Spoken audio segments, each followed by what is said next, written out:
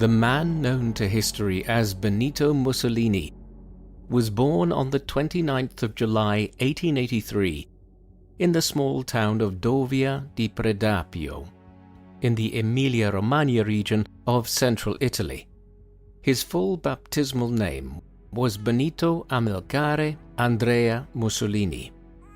Amilcare comes from Hamilcar, the given name of a Carthaginian general of the 3rd century BC, who was one of the Roman Republic's great nemeses during the era of the Punic Wars, and the father of Hannibal, who famously marched over the Alps to strike at Rome during the Second Punic War.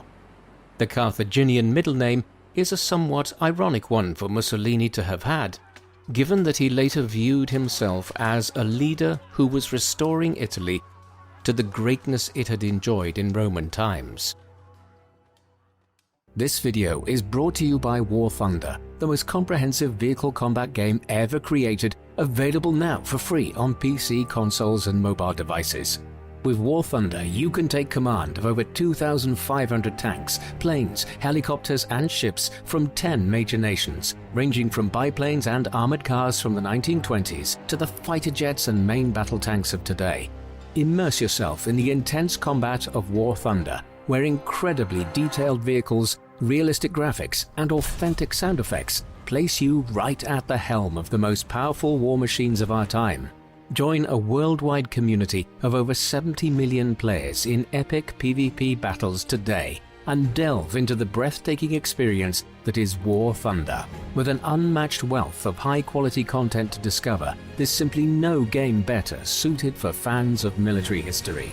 War Thunder features a comprehensive customization system with countless camouflages, historical markings and decorations for all types of vehicles, including community-created ones.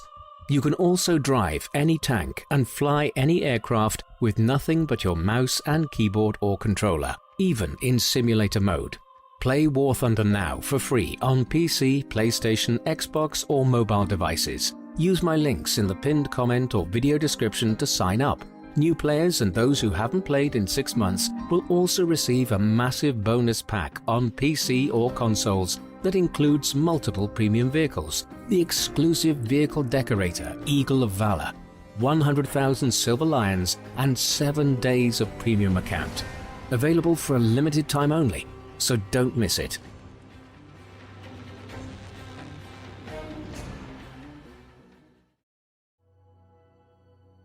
Benito's father was Alessandro Mussolini, a blacksmith who was very interested in politics and engaged in revolutionary socialist movements in Italy from a young age.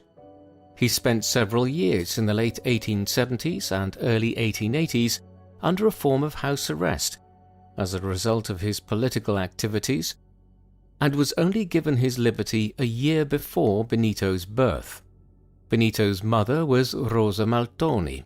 She and Alessandro had just married in 1882, and Benito was their first child. 2 others, another boy named Arnaldo and a daughter whom they named Edvige, followed in 1885 and 1888. Rosa worked as a schoolteacher and was also a politically conscious woman. She and Alessandro named their eldest son after Benito Juárez, the president of Mexico for much of the period between 1858 and 1872, who had led the liberal resistance in the country to the French intervention in its politics and the establishment of Maximilian Habsburg as Emperor of Mexico between 1864 and 1867. Mussolini would grow up in a country that was experiencing mixed fortunes. The Kingdom of Italy had only come into existence in 1861, after centuries of the peninsula being divided up into city-states of varying size. It managed to quickly acquire further territory in the north from Austria during a brief war in 1866, and then Rome was captured from the papacy in 1870 after French troops were withdrawn there following the outbreak of the Franco-Prussian War. On top of this, the country was able to emerge between the 1880s and the 1910s as one of the major European colonial powers, acquiring control of large parts of the Horn of Africa, as well as gaining concessions in the ports of China. In 1911, control was also established over Libya, while the following year, the eastern Mediterranean island of Rhodes was secured from the Ottoman Empire. At home, the country's politics was fairly liberal and progressive, with a mix of Christian Democrats, Socialists and Liberals holding power from 1861 down to 1914. However, there were problems too. Italy was one of the most densely populated parts of Europe upon unification in 1861, and large parts of the peninsula, especially in the south and on the islands, were incredibly poor. Successive governments failed to address the economic problems of the state, and emigration levels were enormously high between 1861 and 1914, leading to somewhere in the region of 15 million Italians leaving their homeland for the United States, Argentina, and other countries, an indictment of Italy's inability to provide opportunities of any kind for so many of its citizens. Mussolini was strongly influenced by his parents in his early political outlook, particularly his father's views on republicanism and socialism. He attended two different schools in the Emilia-Romagna region at Faenza and Forlimpopoli. At both he clashed with his teachers and was eventually removed from the first at Faenza owing to his violent behavior, a development which disappointed his mother, a devout Roman Catholic, who had sent him to Faenza to be educated by the monks there. He was then sent to Forlimpopoli, where he also ran into difficulty.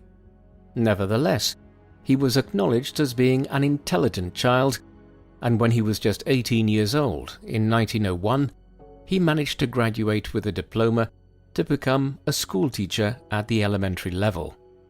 Beyond this, his more unofficial education was obtained in his father's forge, where father and son often conversed about a wide range of political ideas, notably socialism and the anarchism which was emanating from Russia and other places at the time. In the summer of 1902, Mussolini delivered a public speech on the 20th anniversary of the death of Giuseppe Garibaldi, the leader of the Wars of Italian Unification a half a century earlier. Despite obtaining a diploma to work as a teacher, Mussolini soon discovered that he had little interest in his mother's profession. Instead, he was drawn to writing and politics, and decided to become a journalist, a profession which combined the two. He did so initially from Switzerland, where he relocated to in 1902, in order to avoid compulsory military service in Italy. In the Alpine country, he became a committed socialist and began to run into legal difficulty for his role in organizing worker strikes there. He eventually returned home late in 1904 and undertook his military service over the next 2 years, a homecoming which sadly was followed not long after by the premature death of his mother at 46 years of age from meningitis. From 1909 onwards, he was living in the Alpine city of Trento, in what is now northern Italy, but which was then part of the Austro-Hungarian Empire. Here he worked for a local socialist party and as a journalist, while also continuing to read widely. His politics were largely those of communists and socialists, and he taught himself German in order to read the works of Karl Marx and Friedrich Engels, the co-authors of the Communist Manifesto. In a sign of just how different his early politics were to those of the older Mussolini, he protested against the Italian invasion of Libya in 1911. He was undoubtedly a communist during these years. He was also extremely well-read and a prolific writer, often producing work under the nom de guerre vero eretico, meaning sincere heretic or true heretic. When the First World War broke out in the summer of 1914, Mussolini was initially opposed to Italian entry into it. The Italian government of the day, despite its long-standing alliance with Germany and Austria-Hungary, took a similar view and remained neutral for the time being. When it did finally enter the war in 1915, it did so on the side of Britain, France and Russia, the primary goal being to obtain lands from Austria-Hungary, which many Italians considered to be Italian sovereign territory. Mussolini soon changed his mind as well. In November 1914, he founded a newspaper, Il Popolo d'Italia, the People of Italy, in Milan, one which took a pro-war stance. This volte-face in his views on the war saw Mussolini expelled from the Italian Socialist Party. This period was the critical one in terms of his shifting political stance, and Benito now founded a new political party. He named it the Fascio Rivoluzionario d'Azione Internazionalista, meaning Revolutionary Fasces of International Action. The term fascis comes from an old Latin term for a bundle of rods or a sheaf. In the Kingdom of Italy in the late 19th century, it had emerged as a term to describe a strong, united group of political actors. It is from this which the term fascism would ultimately derive, and Mussolini's followers soon became known as fascisti, or fascists. In line with his newfound emphasis on nationalism and socialism, Mussolini volunteered for military service. After some initial reservations about calling him up owing to his history as a revolutionary socialist, he was drafted at the end of August 1915 and would fight in several engagements against the Austro-Hungarians along the Isonzo River at what is now the border between Italy and Slovenia. He was commended for his service between 1915 and early 1917 and promoted to the rank of corporal. His war ended when a mortar shell exploded near him in a trench, wounding him considerably and leaving him with dozens of shards of metal in his body. Throughout this period, he became more and more disillusioned with his previous beliefs in revolutionary socialism of the communist variety, and now moved towards a more extreme nationalist bent. Thus, as the war was coming to an end, Mussolini began advocating for a revitalization of Italy to become a great power and to acquire spazio vitale, literally meaning living space. The idea that Italy should expand to conquer land around the Mediterranean Sea, which the Roman Empire had once ruled over. The idea would later be paralleled in the Nazi concept of acquiring Lebensraum in Eastern Europe. In this, Mussolini was influenced by Giuseppe Bottai, a figure he met in 1919 and who would be a major figure in the conceptualization of Italian fascism. The years of the First World War were also important in Mussolini's personal life. Around the time the war broke out, he had married Ida Dalser, the daughter of a former mayor of Trento, who had studied cosmetics in Paris. They probably met in Trento while Mussolini was working there, and she subsequently relocated to Milan with him, with Ida often supporting him financially based on her family's wealth and her work as a beautician. The marriage did not last long. They divorced in 1915, though not before she fell pregnant and gave birth to Benito Albino. Benito Sr.'s subsequent treatment of his first wife and son was appalling. He did not support them in any way, and after he came to power in 1922, he had them placed under police observation as he repeatedly denied ever having been married to Dalser. He also had records of their marriage systematically destroyed. though one court record has survived in the Milanese archive that proves that they were married. Eventually, Ida died living in semi-house arrest in 1937 under suspicious circumstances, while Benito Albino was placed in an asylum on account of his repeated claims to be Mussolini's son. He died there in 1942. As soon as he divorced Ida in 1915, Mussolini married Rachele Guidi, his mistress of several years, and the mother of his daughter Edda, born in 1910. She hailed from Predapio as well, and her widowed mother had been in a relationship with Benito's father after his mother died in 1905. They would have 4 further children, 3 sons, Vittorio, Bruno and Romano, and another daughter, Anna Maria, born between 1916 and 1929. In the immediate aftermath of the First World War, there was a strong view held by many people in Italy that they had been betrayed in the peace settlements that followed between 1919 and 1922. This quickly became known as the mutilated victory, after a term coined by the prominent Italian writer and politician Gabriele D'Annunzio. Italy had entered the war in 1915 on the side of Britain, France and Russia, on the basis that it would receive a considerable amount of territory from the Austro-Hungarian Empire once the conflict was over, specifically lands in the Alpine South Tyrol, bordering northern Italy, and along the Istria and Dalmatian coast on the eastern side of the Adriatic, where Slovenia, Croatia and Italy meet today. These were lands which many viewed as intrinsically part of historic Italy.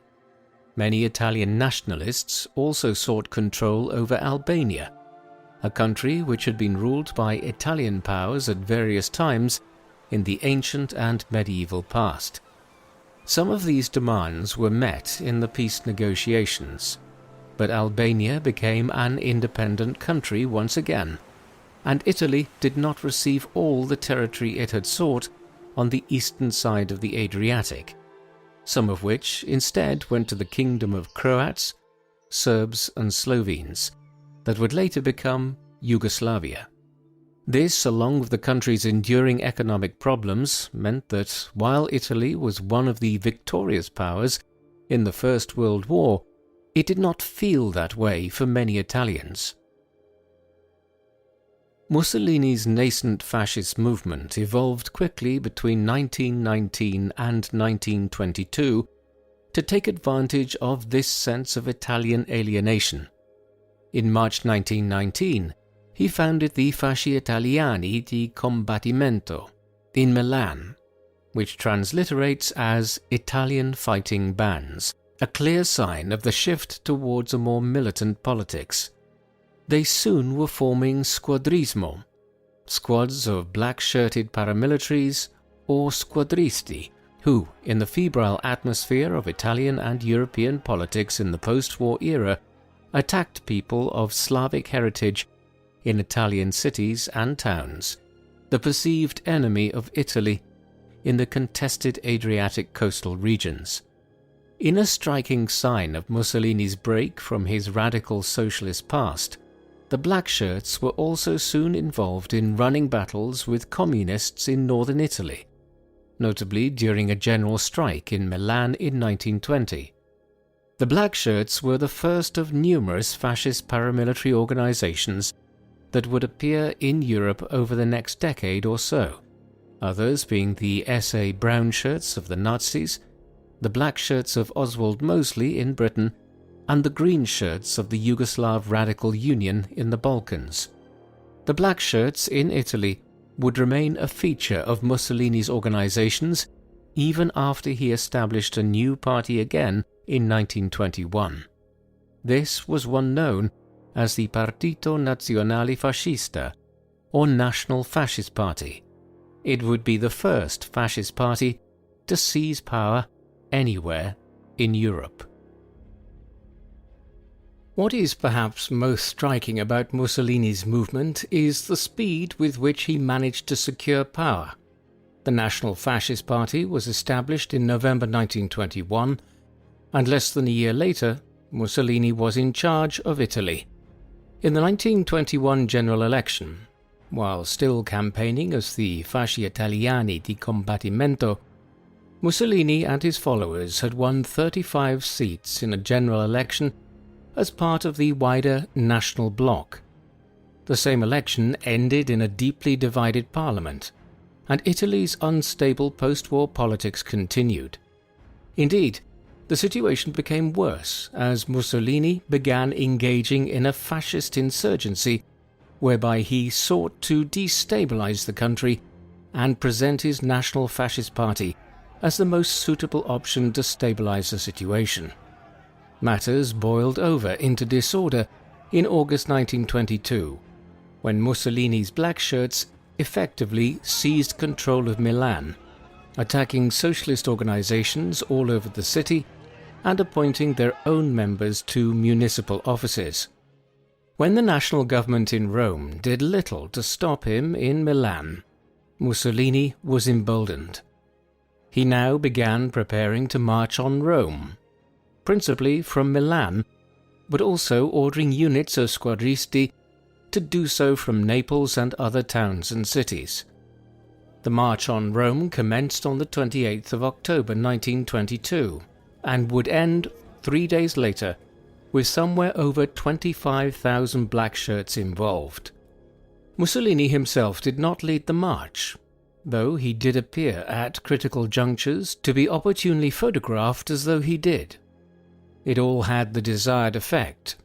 King Victor Emmanuel III appointed Mussolini as the new Prime Minister of Italy on the 30th of October. The following day, the black shirts parading through the Eternal City, he formed the first fascist government the world had ever seen. Mussolini did not immediately acquire dictatorial powers. It was a gradual process in the first 2 or 3 years that he was in office. A number of events helped him consolidate his control over Italy. In August 1923, an Italian diplomat named Enrico Tellini was killed while adjudicating on a border dispute between Greece and Albania. Mussolini responded by invading the Greek island of Corfu in September. He subsequently relinquished control of the island, but extorted 50 million lira off the Greek government in return for doing so, while the Corfu incident also helped quell Greek calls for the return of Rhodes and the other Dodecanese islands in Italian possession. It hugely bolstered Mussolini's reputation in Italy, seemingly proving that a fascist leader was capable of asserting a strong Italian international presence. Just 2 months after this, the Acerbo Law was passed, which dictated that the party which received the most votes in an Italian election would receive 2/3 of the parliamentary seats. This was employed when a new election was held in April 1924.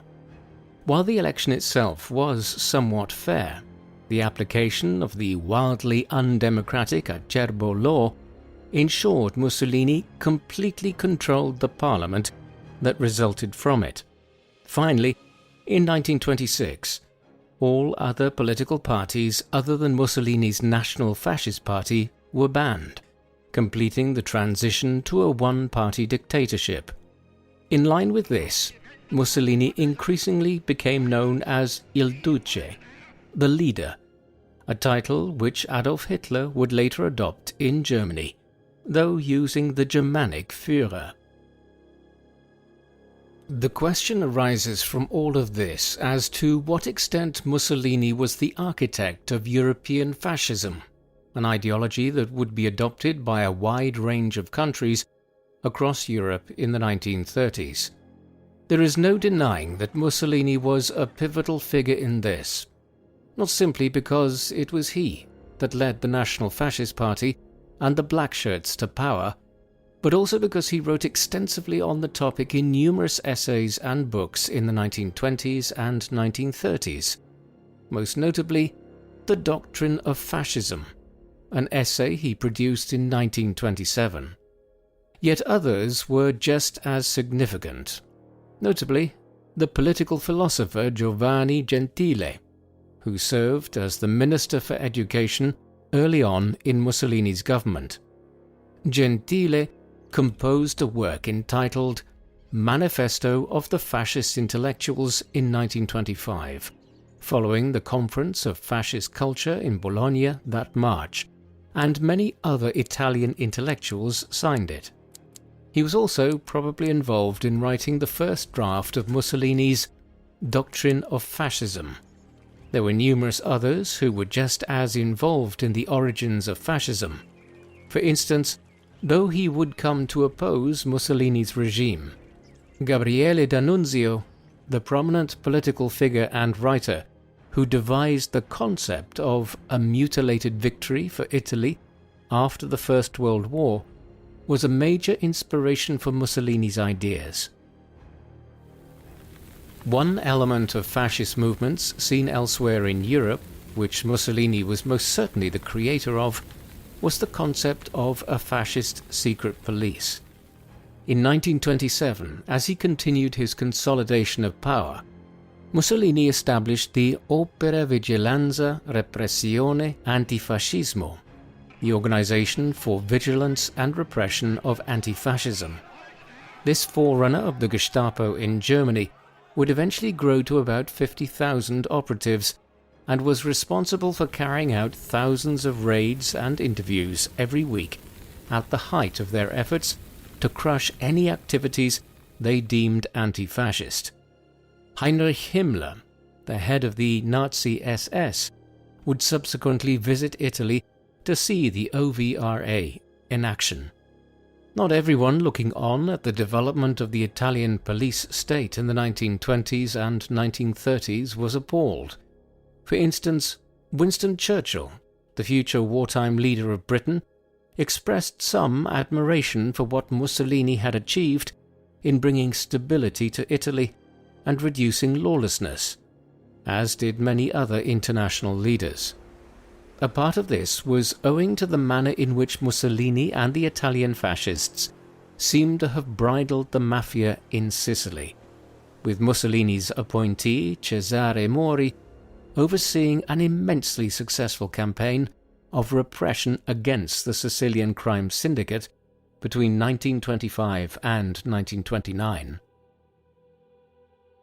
Another element of European fascism which Mussolini pioneered was the development of a cult of personality. His public image was carefully cultivated. Newspapers and other elements of the Italian media were closely censored to present a particular view of him, and a popular phrase of the time was "Il duce ha sempre ragione." The leader is always right. Mussolini's relatively young age when he seized power, he being still in his late 30s when the March on Rome occurred, was made note of in fascist propaganda, and his perceived athleticism became a feature of the personality cult around him. This in turn fed into the encouragement of fascist youth organizations, while sport became a particular element of fascist concern in Italy. In 1928, work commenced on the Foro Mussolini in central Rome, today's Foro Italico. Modelled on the forums built by the Roman emperors in central Rome, Mussolini's forum was a giant sports complex, complete with stadiums, tennis courts, and other facilities. Mussolini hoped to hold the 1940 Summer Olympics here, though in the end, these games, which were ultimately cancelled, were awarded to Tokyo. In 1934, the FIFA World Cup was held in Italy. It proved to be a major boon to Mussolini's regime, as Italy won the tournament at home, defeating Czechoslovakia in the final. The team followed up their success when they retained their title in France in 1938. Legend has it that Mussolini telegrammed the team in Paris before the final against Hungary with a message saying, "Win or die." Many other aspects of Italian culture were employed by Mussolini's fascist government to galvanize their own position, most notably the country's history and culture, with a very conscious effort being made to tie the new Italy to the power of the Roman Empire 2 millennia earlier. As much as sport, propaganda, or any cult of personality might have improved the image of the fascist government, a powerful way for Mussolini to forge support for his position was to create good economic circumstances.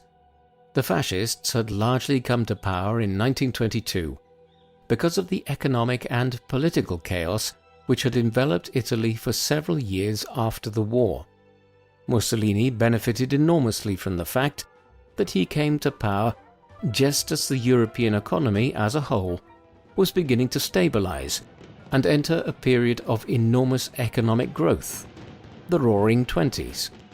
The fascists favored a corporatist economic system, one which sought to promote and develop the Italian economy over the importation of foreign goods.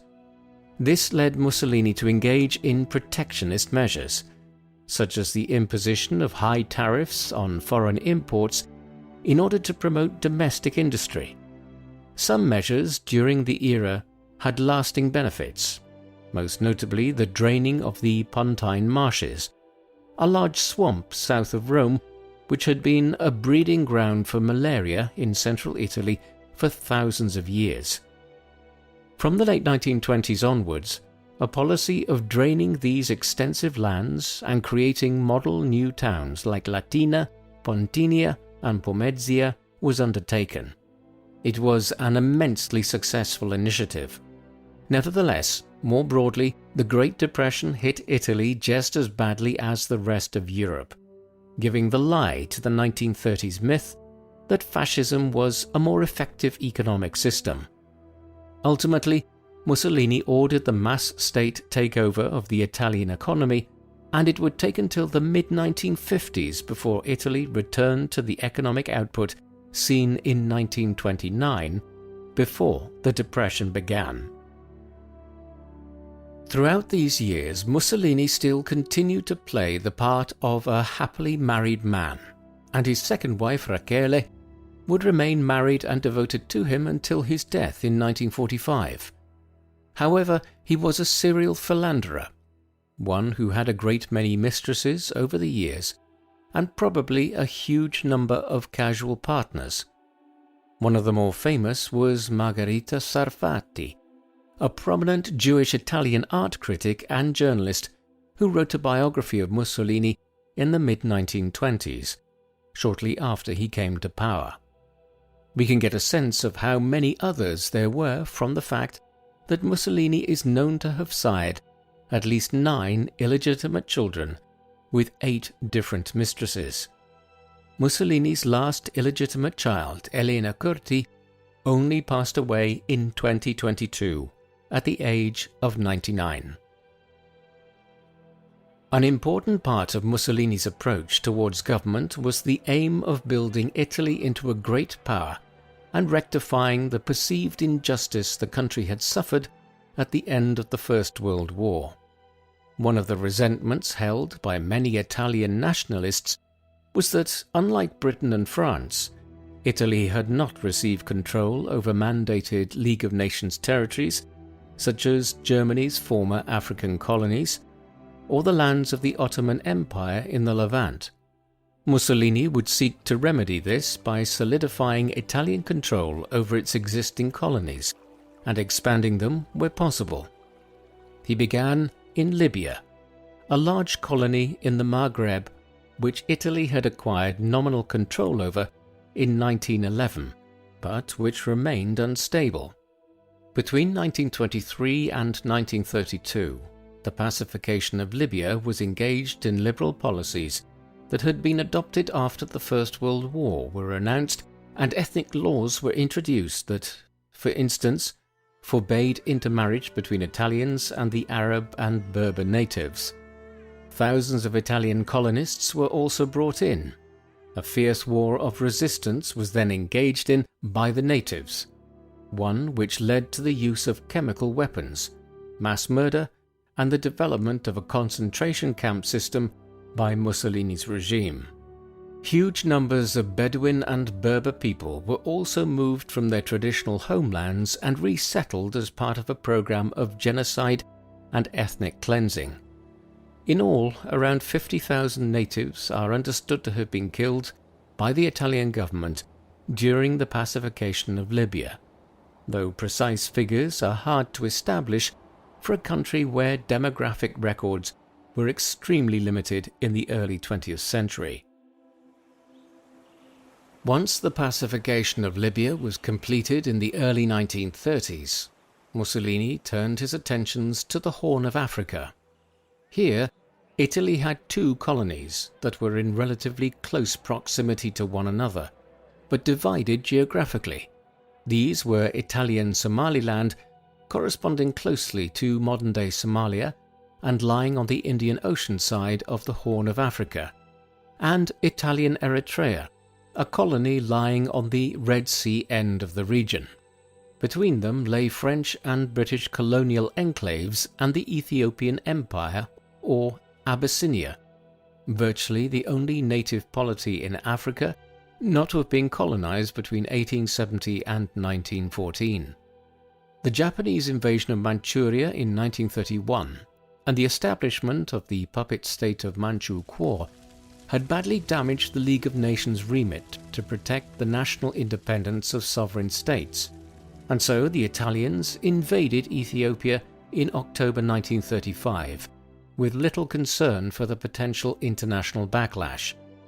The Second Italo-Ethiopian War was fought over a period of nearly a year and a half, down to the spring of 1937. In the course of it, the Italians would eventually conquer Abyssinia, though with considerable difficulty, and the campaign pointed towards weaknesses in the Italian military that would become glaringly obvious in the years ahead when they faced British and Commonwealth troops in North Africa. Both the Italians and the Ethiopians engaged in a wide range of breaches of international law in the conflict, using mustard gas, dum-dum bullets, and engaging in massacres of civilians.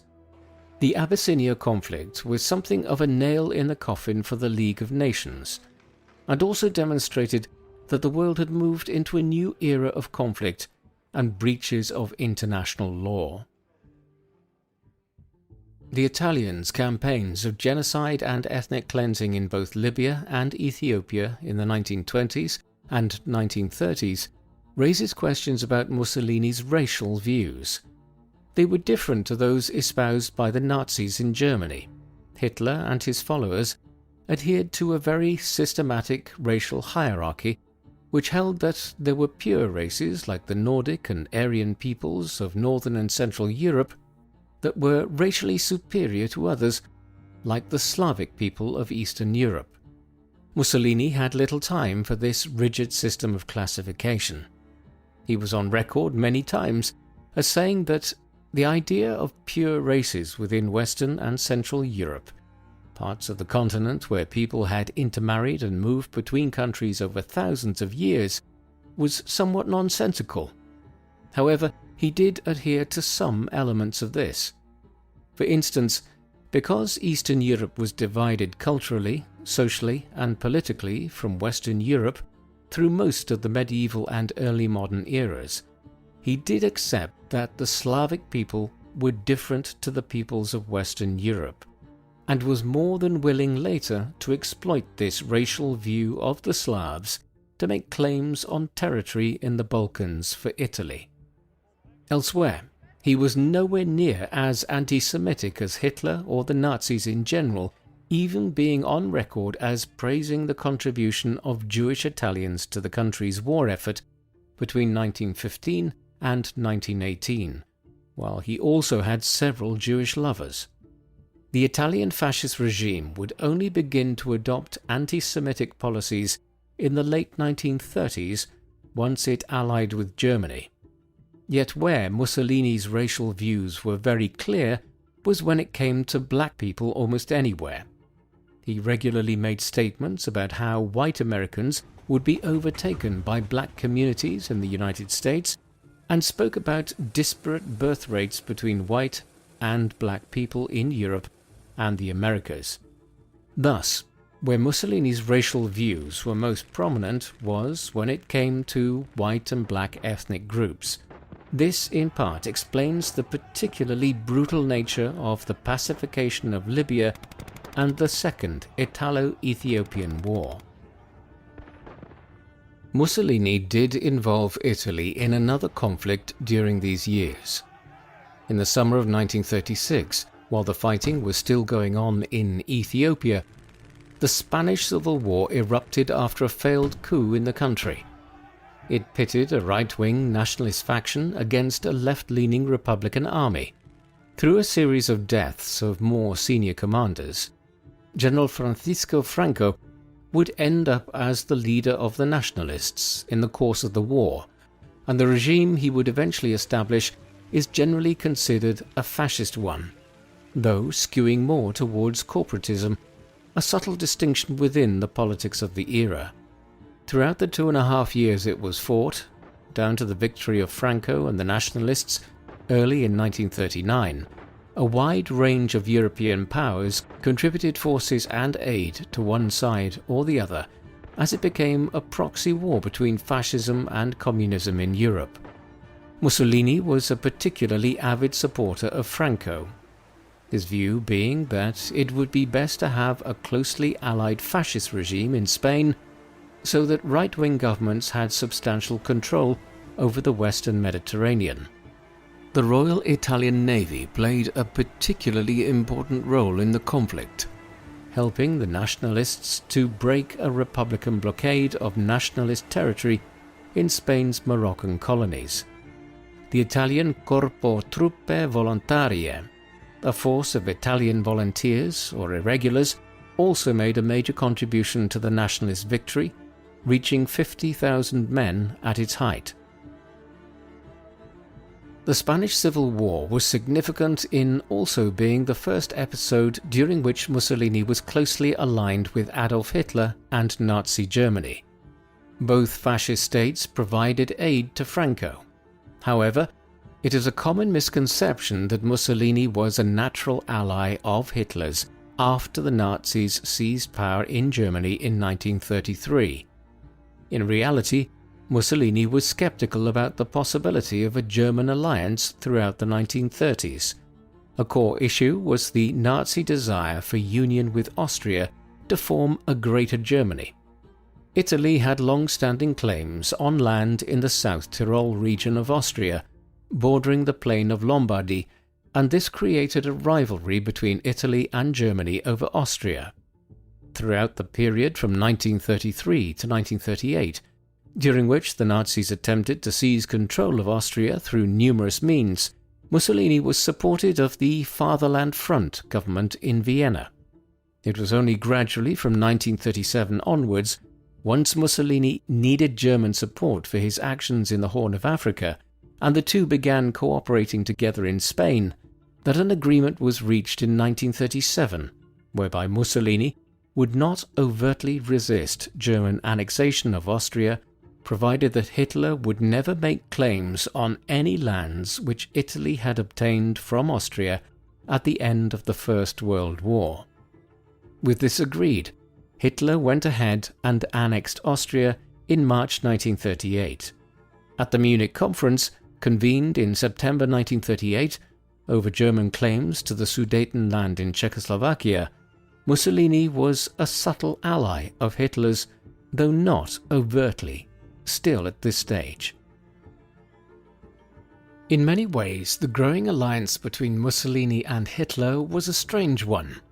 The pair had very different characters.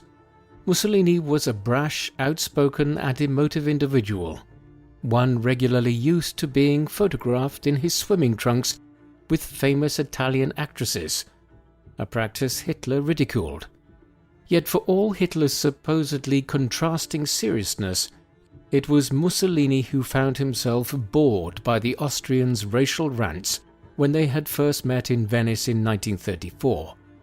Much of the common view of Mussolini as a buffoon has largely been derived from Nazi impressions of him and the incompetent performance of the Italian military during the Second World War. But this view of Mussolini has been hugely overstated.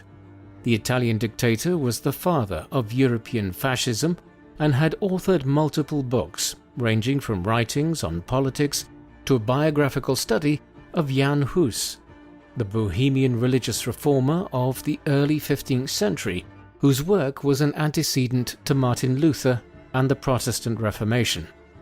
Mussolini even penned a romance novel called The Cardinal's Mistress. At the Munich conference, it was Mussolini who acted as chief translator, being fluent in French and having functional German and English. Mussolini was many things, but the popular view of him as a buffoon or a second-tier dictator with an outlandish desire to restore Italy to the glory days of the Roman Empire is a misconception. He was an intelligent individual, though also an entirely immoral and unscrupulous one. The Munich conference only created a brief reprieve from war in Europe. 6 months later, the Nazis annexed the remainder of Czechoslovakia. By then, Britain and France were trying to speedily rearm, and when Poland was invaded in the first hours of September 1939, they responded by declaring war on Germany. The Second World War had begun, but Italy would not join it for nearly another year, despite Germany and Italy having agreed to the Pact of Steel, a virtual military and political alliance, on the 22nd of May 1939. Mussolini decided to wait and see what happened at this early stage, encouraged to do so by King Victor Emmanuel III and numerous senior Italian ministers. There were even offers from Paris and London courting Italy as an ally in the war, though Mussolini seems to have never taken them seriously. In the end, when Germany swiftly conquered Denmark, Norway, the Netherlands and Belgium in April and May 1940, and then seemed to be swiftly moving towards seizing control of Paris, Mussolini decided to act. On the 10th of June 1940, he declared war on France and Britain. Italian troops then quickly invaded parts of eastern and southeastern France to secure territory there as part of an arrangement with Hitler. In entering the war, Mussolini's valorizing of the Italian past must be borne in mind, and he now sought to reconstitute a large part of the Mediterranean Empire of the Romans by acquiring territory from France, in the Balkans, Greece, and across North Africa. Designs which he also referred to as the concept of a third and fourth shore, whereby Italy would rule over not just the shores of the western Adriatic and the Tyrrhenian Sea, but also the eastern Adriatic and the central Mediterranean coastline of North Africa.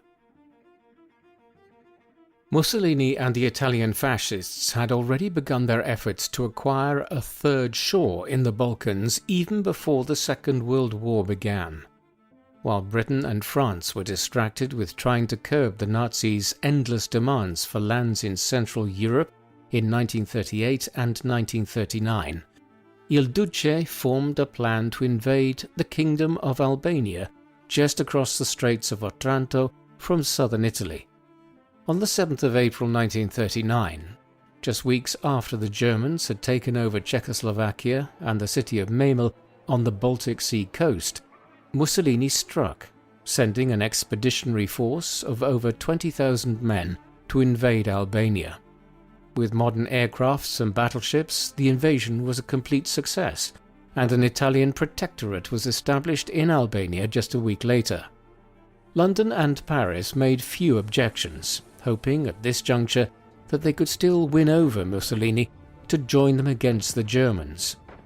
Now, after the defeat of France in the summer of 1940, Mussolini began preparing for a much more expanded campaign in the Balkans. Greece was invaded late in October 1940, while in the spring the Italians commenced a campaign against Yugoslavia after a pro-Allied coup there. These campaigns would be decidedly less successful than the swift occupation of Albania in April 1939 had been. Before long, Mussolini would have to call on his German allies to lend further support to the Italian divisions in the Balkans. The diversion of German troops and attention to the Balkans in the spring and summer of 1941 are often seen as a contributory factor in the failure of the Germans to take Moscow and Leningrad before the Russian winter stopped their advance into the Soviet Union later that year. The inadequacies of Mussolini's armed forces were even more strikingly on display in North Africa. Hitler's plan was for the Italians to push eastwards from Libya to seize Cairo and then the Suez Canal in Britain's protectorate of Egypt. Then, once the Germans had pushed through Ukraine and into the Caucasus, they would swing south and launch a double-sided attack on the British possessions in the Middle East, where some Arab allies were being courted by the Nazis in Iraq and elsewhere. This would secure both the oil fields of the Caucasus and the Middle East, which, when combined with the capture of the Suez Canal, would leave the British with little option but to negotiate peace terms that would be very favourable to the Axis powers. There was only one problem with this plan. The Italian Royal Army performed abysmally in North Africa following Italy's entry into the war in the summer of 1940. The British, aided by substantial numbers of Commonwealth soldiers from Australia, New Zealand, South Africa and India, pushed the Italians back into Libya and scored a substantial victory at the Battle of Beda Fom in early February 1941. A few days later, Erwin Rommel was appointed to head up the Afrika Korps, a German expeditionary force that had been preparing to head to North Africa for several weeks. This force of just over 30,000 men and a substantial tank brigade would turn the tide back in the favour of the Axis powers, and Egypt was under threat again by the summer of 1941. Still, the necessity of drawing on German aid in both the Balkans and North Africa pointed towards the hollowness of Mussolini's claims regarding Italy being a newly ascendant great power in the Mediterranean. Mussolini was drawing on ever greater amounts of German aid as the war went on, but he still steered an independent line on many issues. One was the Italian attitude towards the Jewish population of Italy and the territory it had occupied. Mussolini's anti-Semitism did not reach the levels of Hitler and the other Nazi leaders. Instead, Mussolini's racial views tended to focus more on distinctions between white and black people and a concern for what he conceived as falling birth rates amongst the white races. There was no major campaign of persecution against the 50,000 or so Jews who called Italy home under Mussolini in the 1920s and most of the 1930s.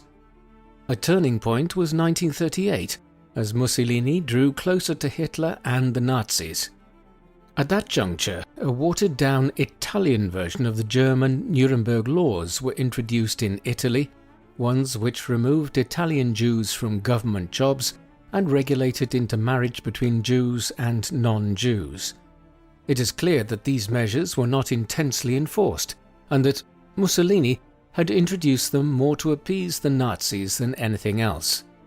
A sign of the fact that Mussolini's regime was not as anti-Semitic as Germany was seen in the movement of many Jews from Nazi-occupied regions in 1940 and 1941 to Italy and Italian-occupied lands.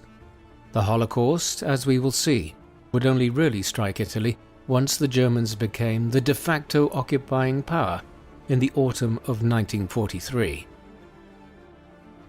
By the time the Nazis began implementing the final solution in Europe at the beginning of 1942, events were transpiring in North Africa that would lead to Mussolini's dramatic downfall and then an even more dramatic second act as dictator of Italy. The source of these events lay in North Africa. After the arrival of the Afrika Korps there in 1941, the Italians and the German Expeditionary Force had regained the initiative against the British in the Western Desert, and by the summer of 1942 were threatening to take Cairo and then the Suez Canal again. That was as far as they would get. An injection of British and Commonwealth troops into Egypt turned the tide, and victory at the Second Battle of El Alamein in late October and early November put the Italians and Germans on the defensive. They would never regain the initiative, in large part because, as the fighting at El Alamein was coming to an end, Allied armies were making amphibious landings at key locations along the coast of Morocco and Algeria, two French colonies under Axis control. By the spring of 1943, with the great manpower and resources of the United States coming to bear, the Germans and Italians were corralled into Tunisia, where they were finally defeated in May of that year, bringing the North Africa campaign to an end.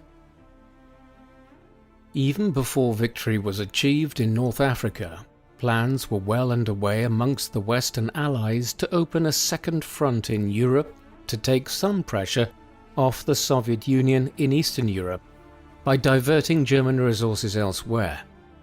Winston Churchill wanted this new front to be established in the Balkans, yet eventually the more logical plan was selected.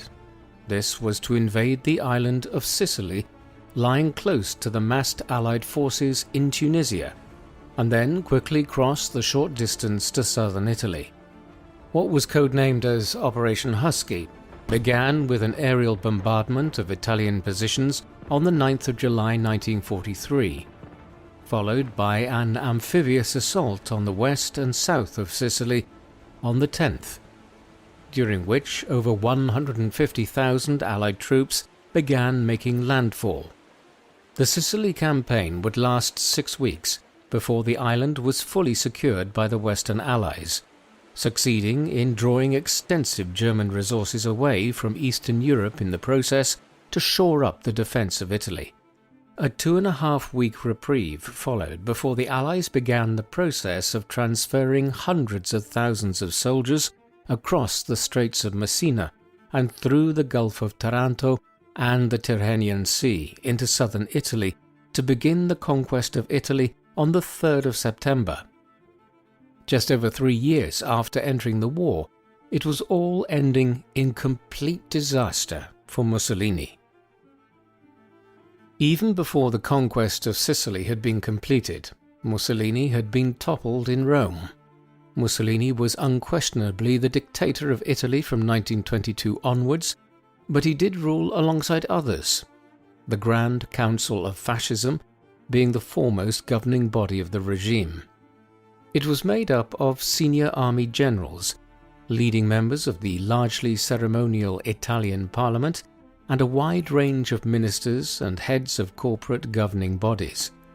The Grand Council met on the night of the 24th of July, in the midst of the Sicilian campaign, when Mussolini stated that Hitler was considering a strategic withdrawal from southern Italy to form a defensive line against the Allies in the mountains of central Italy. The former Minister for Justice Dino Grandi, whom Mussolini had demoted in February, owing to his criticism of Italian efforts in North Africa, launched a blistering attack on Il Duce. A debate commenced and went on long into the night, with a vote held in the early hours of the 25th of July on whether Mussolini still had the confidence of the council members. He lost this by 19 votes to 8. Mussolini left and attempted to continue as though he was still in charge, believing that the council could not force through the decision.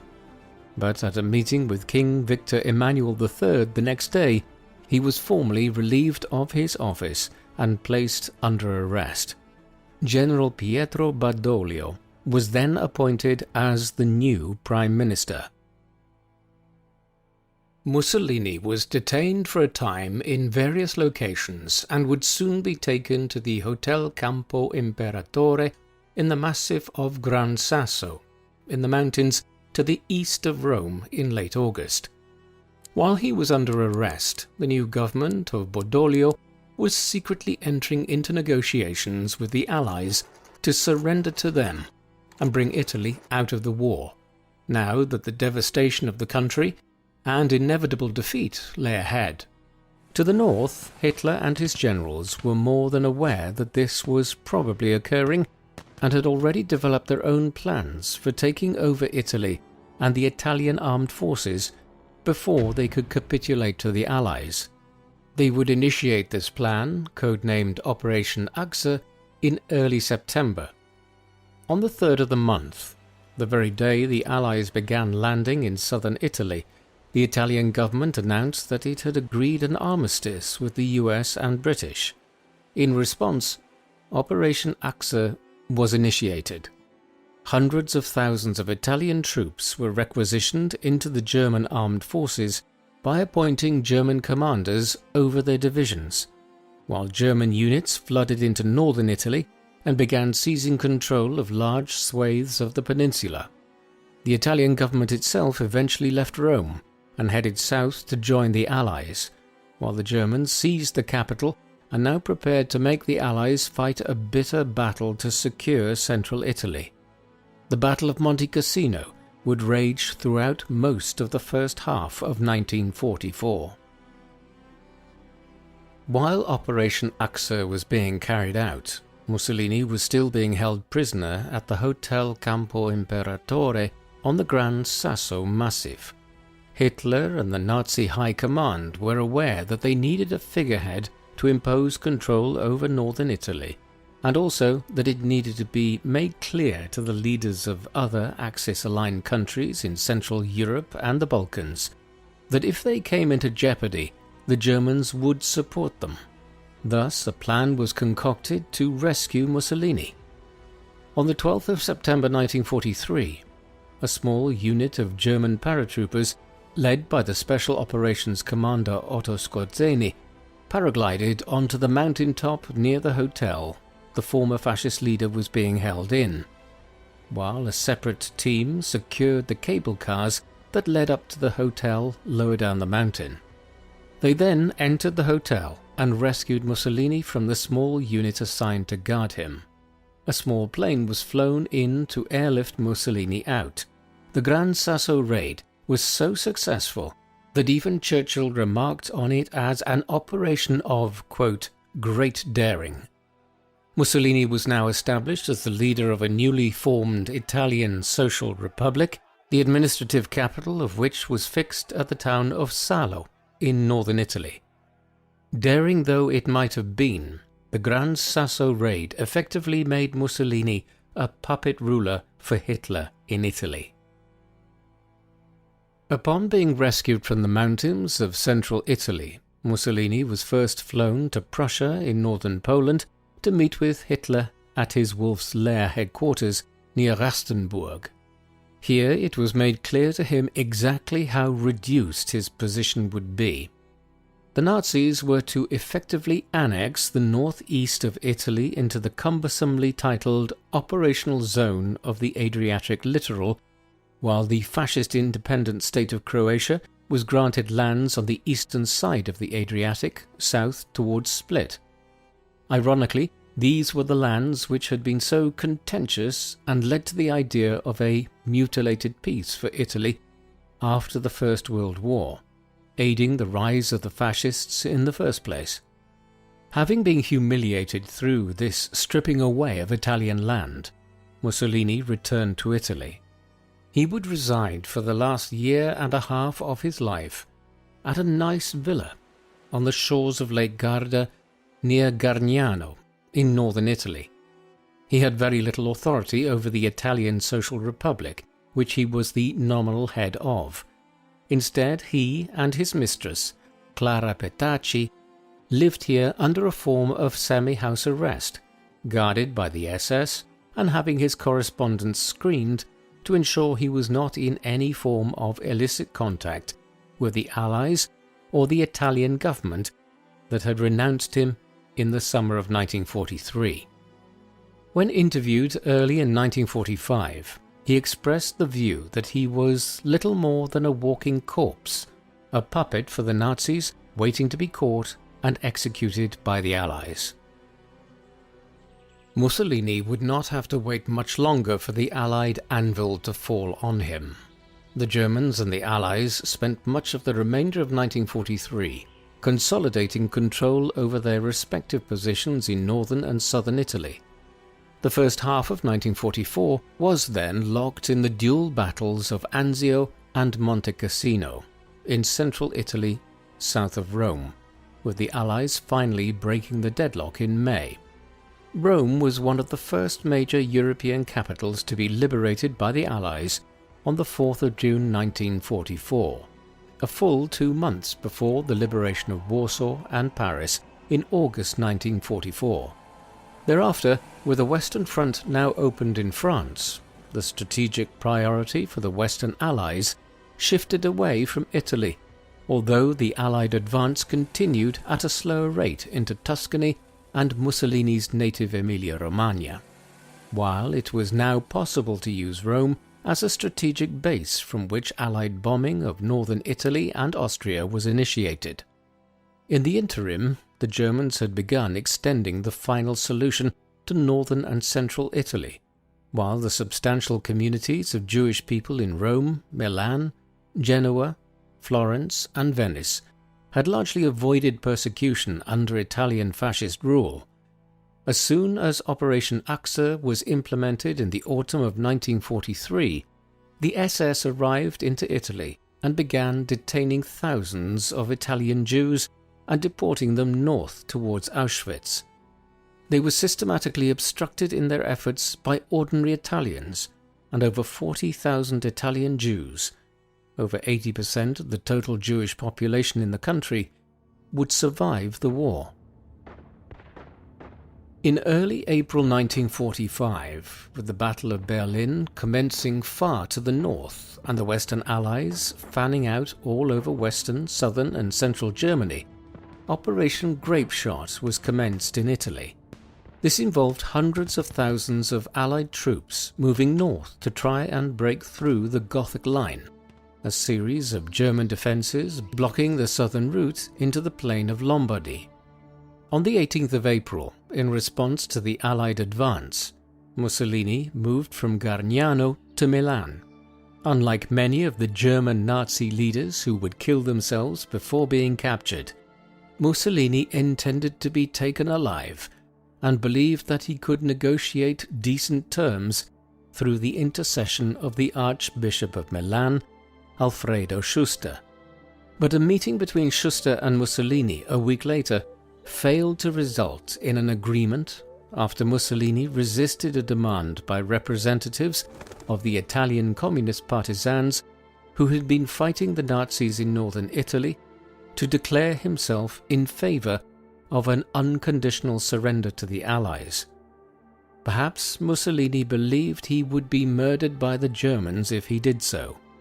Within hours of the failed meeting, he and his mistress, Clara, along with over a dozen others involved in the government of the Italian Social Republic, had left Milan and were heading north with the goal of reaching neutral Switzerland and from there possibly finding asylum in Spain, where Franco might look favourably on Mussolini given the aid he had provided the nationalists with during the Spanish Civil War. Il Duce would never make it to Switzerland, let alone Spain. On the 27th of April, he and Petacci were apprehended near Lake Como outside the village of Dongo by some Italian communist partisans. They were placed under arrest while they determined what steps to take.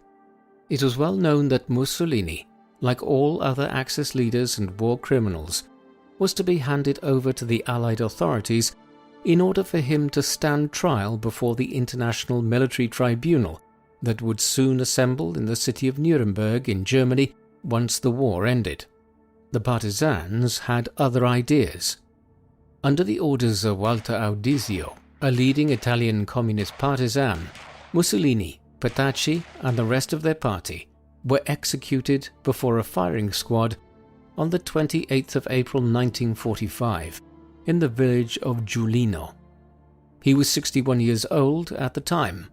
Mussolini and Petacci's corpses, along with other members of the Italian Social Republic's government, Niccolo Bombacci and Alessandro Pavellini, were trucked to Milan in the early hours of the 29th of April and hung upside down in the Piazzale Loreto Square in the city, where their corpses were stoned by a crowd. A day later, Hitler killed himself in Berlin, and 2 days after that, German Army Group C surrendered to the Allies in Italy. The war in Europe ended 5 days later. Mussolini's remains had a very unusual after-story. After his corpse was taken down from the gibbet in the Piazzale Loreto, it was buried in an unmarked grave in the Musocco cemetery in northern Milan. While it was unmarked, enough people knew the location for it to be possible for a fascist sympathizer, Domenico Lecchisi, to dig up his remains a year later during Easter of 1946, seemingly with the aid of 2 Franciscan friars. These were then transported around numerous locations in northern Italy in the months that followed, with one of Mussolini's legs being lost along the way. Hiding places included a villa and a convent, as the authorities sought to track down the body. Eventually it was located, and the government chose to have the remains secretly hidden at a rural monastery near Milan. The entire saga only came to an end in 1957, when the government of Prime Minister Adornisoli, who hailed from the same part of Italy as Mussolini, agreed to allow the fascist leader's remains to be interred in the Mussolini family crypt in Dovia di Predapio.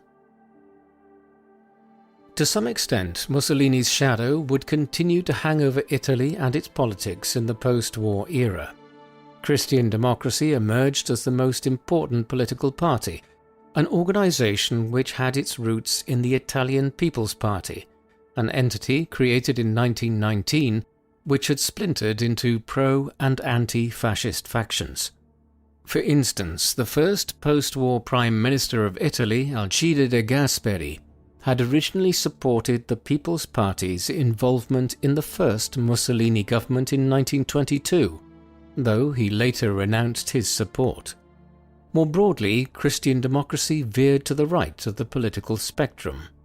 The 1970s and 1980s were a particularly tumultuous time in Italian politics, one known as the Years of Lead, and characterized by killings, terrorism, hostage-taking, and general lawlessness by far-right, far-left, and organized crime elements, a political atmosphere which mirrored the chaos of the 1919 to 1922 period that allowed for Mussolini to seize power in the first place. The country has also continued to experience the legacy of the economic problems which characterized Italian politics both prior to and during the fascist era, namely the poverty of southern Italy. Given this seeming inability to fully resolve long-standing economic and political problems, it is unsurprising that recent decades have witnessed a renewed drift towards the far right of the political spectrum in Italy, with some parties being described as neo-fascist. Benito Mussolini was a complex political figure. He was an immensely important individual in the history of 20th century Europe, the father of fascism, or at least the first individual to lead a corporatist and fascist country in modern times. He was also an intellectually capable person, one who wrote numerous books, articulated a vision for Italian society after the tumultuous first 60 years of the Kingdom of Italy, and sought an alternative form of socialism to the communism that was taking root in Russia in his own time. Yet all of this contrasts sharply with other elements of his life and career. Some began to view Mussolini as a trumped-up buffoon over the years, a purveyor of a ridiculous machismo, and a dictator who proved to be an absolute liability as an ally for Hitler and Nazi Germany from 1940 onwards. The Italian army underperformed everywhere it fought against the Allies.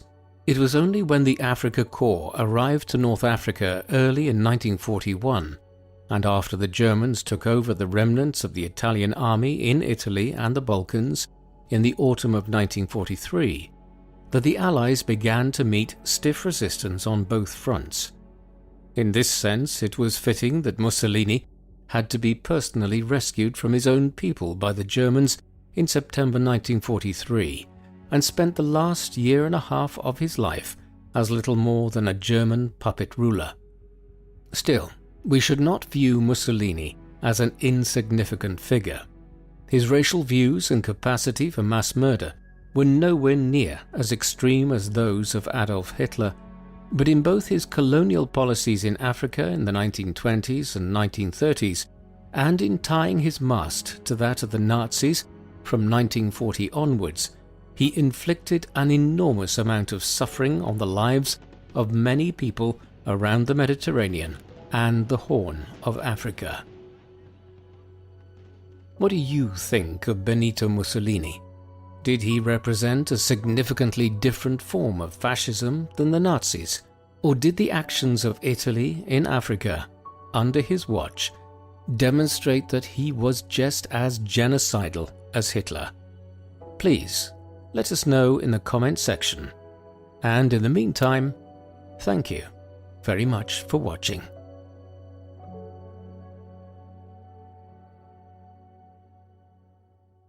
Again, thank you to War Thunder for sponsoring this video.